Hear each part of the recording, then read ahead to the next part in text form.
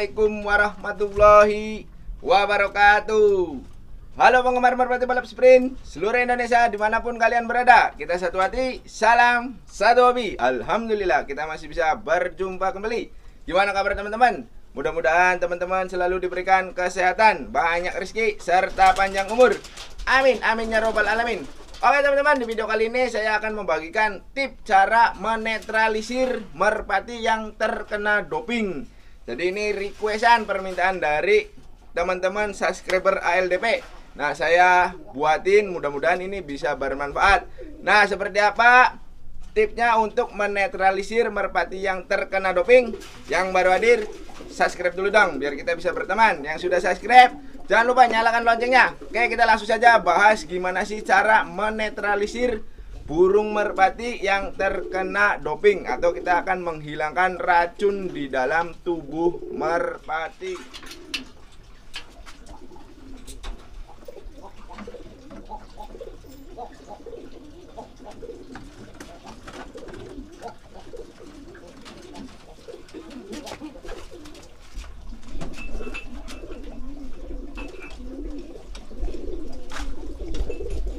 Kita keluarkan dulu merpatinya. Nah ini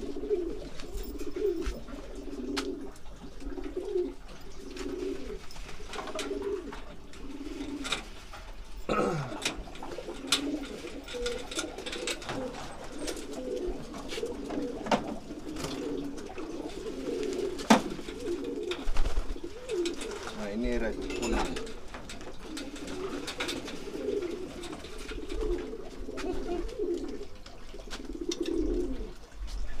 Nah, baik teman-teman, jadi di sini ada yang bertanya nih, Bang, gimana sih cara menetralisir merpati yang terkena doping? Kenapa harus dinetralisir? Nah, sebelumnya saya akan beritahu dulu pengaruh dari doping itu biasanya merpati kesayangan teman-teman. Yang pertama, mandul. Terus yang kedua, faktor giringnya akan berkurang atau birahinya itu biasanya berkurang. Terus yang ketiga biasanya bulu cepat rontok. Terus juga bulu nggak pernah rapi, jadi bulunya selalu kusut, kusam. Nah itulah merpati-merpati yang terpengaruhi oleh doping. Nah doping di sini kenapa bisa demikian? Padahal doping kan untuk memperbagus daya kinerja merpati. Namun kenapa ada efek samping? Jadi semua obat-obatan atau jamu-jamuan atau doping yang berbahan kimia itu pastinya tentunya memiliki efek samping. Nah, di sini saya akan berbagi buat teman-teman nih, karena ada pertanyaan juga. Kebetulan ada bahannya juga. Jadi di sini saya mau bagikan tips cara mengatasi merpati yang terkena doping. Jadi yang pertama teman-teman harus lakukan itu, nah ini saya sudah bawa kelapanya. Nah kebetulan ini kelapanya sudah saya minum airnya. Kenapa? Karena merpatinya di sini nggak ada yang pakai doping. Cuman karena ini permintaan dari teman-teman, gimana sih, apa sih obat buat menetralisir agar merpatinya kembali normal. Nah merpati yang terkena doping itu biasanya kinerjanya pastinya menurun jikalau teman-teman sudah tidak pakai doping lagi. Nah tentunya teman-teman ini akan mengalami kekecewaan. Yang harusnya teman-teman mendapatkan merpatinya kualitasnya bagus dengan diberi doping. Nah setelah teman-teman berhenti tidak diberi doping lagi, alhasil itu biasanya merpatinya akan lemas. Yang kedua, daya giringnya biasanya berkurang. Nah terus kita sebelum membahas untuk mengatasi merpati yang terkena doping atau menghilangkan doping, efek dari doping, kita ketahui dulu ciri-ciri merpati yang terkena doping atau habis pakai doping atau lagi memakai doping. Nah kita mau menetralisirnya. Jadi ciri-ciri merpati yang memakai doping itu biasanya giringnya tidak normal atau keras, biasanya kayak keras. Nah ini masih memakai doping. Terus juga tembaknya biasanya lebih kenceng, giringnya lebih bagus. Terus daya tahan, kekuatannya, staminanya nggak berubah-berubah. Jadi staminanya selalu stabil. Nah, inilah ciri-ciri merpati yang menggunakan doping. Nah, setelah sudah tidak menggunakan doping, khasiat yang tadi akan berbalik kepada merpatinya. Nah, teman-teman di sini yang bertanya nih khusus nih. Jadi mau mengembalikan kembali gimana caranya? Tentunya kita harus melakukan terapi. Nah, dulu saya juga pernah memberi merpatinya doping. Nah, setelah tidak saya kasih doping, ternyata hasilnya itu merpatinya menurun drastis. Nah, mau dikembalikan lagi, cuman pada waktu itu saya nggak membagikannya.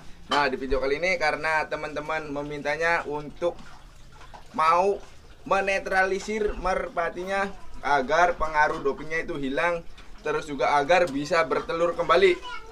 Nah, pengaruh yang paling kelihatan di merpati yaitu merpatinya biasanya mandul, nelornya lama, terus si jantan gairahnya berkurang. Nah, terus gimana sih untuk menetralisirnya nih, Bang? Oke, jadi di sini saya sudah sediakan nih air kelapa. Ini sebetulnya saya minum sendiri.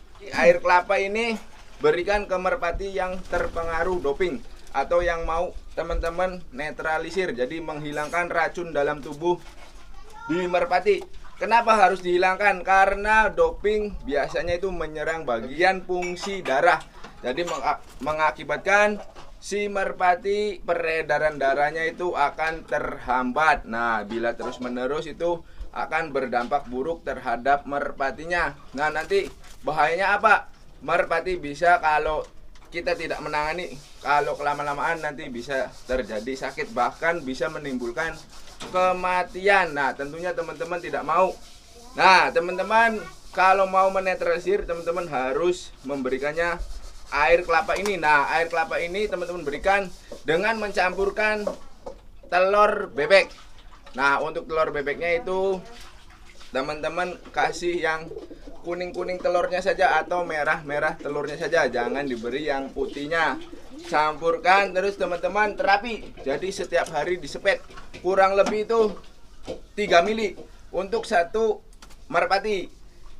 Nah, untuk air minumnya sendiri nanti teman-teman itu jangan pakai air biasa dulu. Jadi gunakan air kelapa dulu. Selama proses penyembuhan teman-teman harus memberinya air kelapa. Nah, untuk jangka waktunya berapa lama sih? Nah, untuk biasanya teman-teman gunakan air kelapa ini nih. 1 buah air kelapa ini teman-teman masukkan ke dalam air minumnya. Nanti setelah merpatinya sudah minum, kita ambil lagi, simpan ke dalam kulkas agar airnya tidak asam.